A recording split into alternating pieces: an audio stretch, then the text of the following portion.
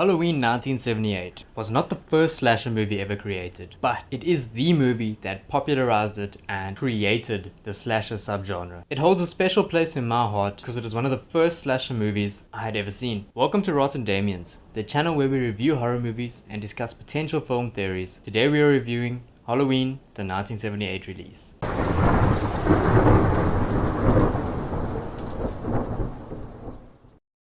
The movie begins with an abnormally long intro sequence, with the classic Halloween piano sequence playing in the background. After the 2-hour intro, we are greeted with a young Michael Meyers, who is stalking his sister and her lover. He enters the house and grabs his weapon of choice, the infamous kitchen knife. The boyfriend leaves the house after a glorious 30 seconds, 28 seconds more than me. Michael grabs a clown mask on the floor to complete his outfit and truly become the Shape.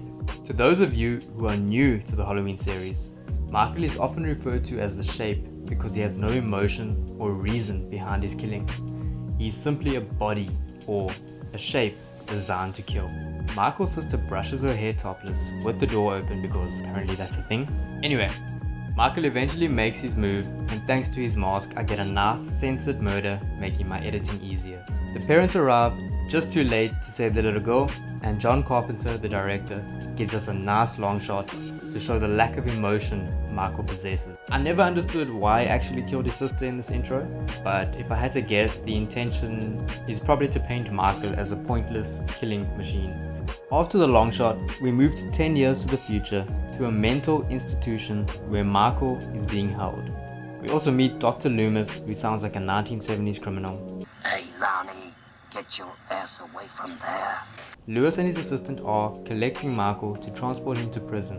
They arrive at the institution and see the patients have escaped, and they are currently exploring the grounds. Michael, the parkour expert, crawls on top of the car and grabs Loomis's partner. She barely escapes via the other side of the car, where Michael hops in and drives away, because apparently despite the fact that he grew up in a mental institution, he can drive.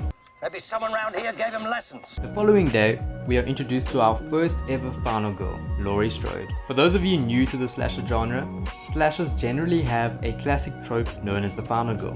The final girl is an innocent, likable female character who normally survives the crazed killer.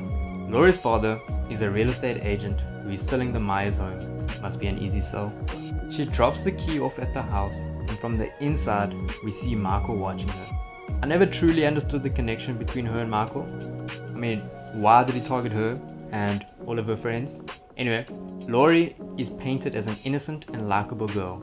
She babysits, gets good grades, and her friends continuously pressure her to lose her virginity. In this scene, we also learn that Laurie is babysitting little Tommy Doyle tonight. Later, Laurie is sitting in class and looks out of the window to see a shape staring at her, until he disappears. Michael tends to possess certain inhumane powers, such as disappearing and surviving fatal ordeals. At the end of the school day, Tommy trips and falls onto his pumpkin. What shocks me about the scene is the fact that Tommy leaves his squashed pumpkin lying there. As a future educator, please pick up your squashed pumpkins. Michael stalks Tommy because he is loosely connected to Laurie, and for some reason, he wants her dead. Loomis contacts the town, warning them of the shape coming towards them. He also finds one of Michael's victims. Michael murdered a mechanic of sorts and stole his overalls, upgrading his style from the previous clown costume. Probably a good choice. Back in town, we see Laurie and her two friends Annie and Lynda walking home. Michael, upset that he couldn't join the little walk club, slowly drives by. Annie then makes a joke saying, "Hey jerk! Speed kills!" Michael slams on brakes because apparently he's sensitive. He drives off and the girls resume their walk. On the walk home, the girls share a very yellow looking cigarette, which I later found out is that Zaza. Laurie's friends continue painting her as innocent by trying to set her up with a boy, but behind the scenes, Michael parks his car ahead of the ladies and hides behind a bush before stepping out and staring at them. Annie, with a short temper, runs after Michael, but he does his thing again and teleports away. Once Laurie gets home, we are gifted with one more Michael teleportation scene. This scene always makes me giggle. Michael, a serial murderer, took the time out of his day to bend down and slot himself between wash lines to stare at his victim. Like, what the hell, Michael? you need a new hobby. Later, Annie picks up Laurie and they're back on that Zaza. We see Loomis in a graveyard where Marco has dug up his mother's grave. I also never understood why he actually dug his mom's grave up. Is he mad at her? Does he miss her? Why? Anyway, back in town, Michael is tailgating the ladies, but they don't notice him because Laurie is busy having a coughing fit of one of the smallest hits known to mankind. Annie sees her father and for some reason needs to greet him during an active crime investigation. The girls roll down the window and the sheriff approaches the car, smelling of the devil's lettuce. He tells us someone broke into the hardware store and stole some Halloween mask, rope, and a couple of knives. I wonder who that could be. Loomis then warns the sheriff about Michael, during which Michael drives away behind them. Annie drops Laurie off at her babysitting gig, and they speak about their farewell dance tomorrow night. Laurie reveals she has a crush on Ben Tramer. All of this is pointless chatter, but the intention is to form a connection with the viewer, so we care about their deaths. And it works. And on the other side of town, Loomis and the sheriff visit the old Meyers household. They speak about a dead dog off camera, and Loomis drops this bomb on us. He got hungry. Michael really is a shame. I mean, surely he could have murdered a cashier and stolen some food, right? Loomis says he'll stay at the Meyers house in case Michael comes back. The camera then switches back to our babysitters, and we see Michael watching Annie as she spills some butter on herself. Good luck getting that stain out. This next part always hurts me. The family dog barks at Michael, and Michael is forced to kill it. He picks the doggo up and snaps its neck. Annie goes out back to clean her clothes, where she enters a game of cat and mouse with Michael. John Carpenter keeps us on edge by teasing us with Annie's death. On a side note, who has a laundry room separate to their house? Annie escapes death long enough to get into her car and go fetch her boyfriend. But once she gets into the car, we notice how foggy the windows are. Michael must have some asthma or something because that man is breathing. Michael grabs her from the back and slashes her throat. Our next kill is iconic and recreated in all the movies to follow. Lynda and Bob arrive at the house Annie is babysitting, hoping to get some alone time. But unfortunately, Daddy Michael is waiting for them. They notice the house is empty and that the lights are out. It doesn't deter them. Bob lasts a solid 30 seconds and goes to get Lynda a beer. On his way back, he unfortunately runs into Michael, who stabs through him into the wall. Bob lies there, suspended above the ground, while Michael takes a minute to admire his work. Michael then takes Bob's glasses and goes to see Lynda. Lynda tries to seduce him, but I guess she isn't Mike's type because Mike isn't budging. Lynda is tired of Michael playing the hard to get game, so she phones Laurie to see where everyone is. As Laurie speaks on the phone, Michael strangles her with the telephone cord, while she makes very unusual death noises.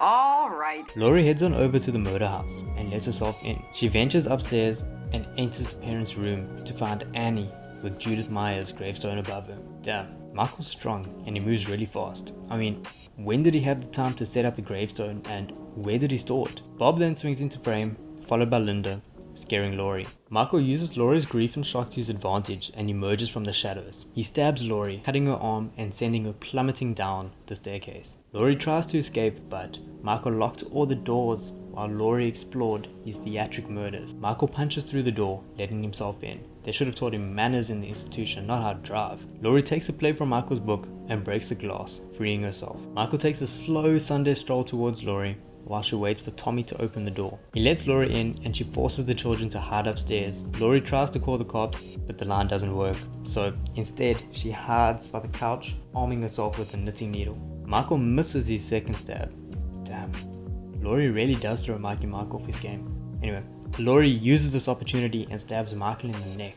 Laurie thinks it's over and goes upstairs to comfort the children, but you should know Michael better by now. He rises and calmly waits for Laurie to put the kids away and to find a good hiding spot before continuing his rampage. Laurie picks the closet, which proves to be a very bad choice because Michael finds her and now Laurie cannot escape the closet.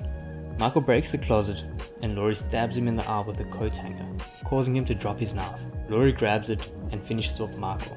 Little does she know that Michael is just catching a cat nap. She sends the kids for help and again Michael rises in the shadows. Michael grabs Laurie, but Loomis, alerted by the kids, arrives just in time.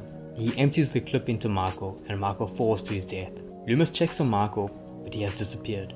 I guess third time's the charm because Michael finally gave up. Laurie breaks down and we get a view of the town with the sound of Michael breathing in the background, indicating that he is not dead and we will probably have a sequel.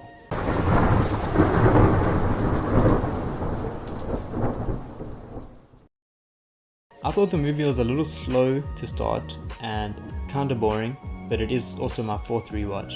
I scored a 10 out of 10 because 1, it has awesome cinematography. I mean, did you see the scene where Michael emerges from the shadows? 2, it has an awesome soundtrack.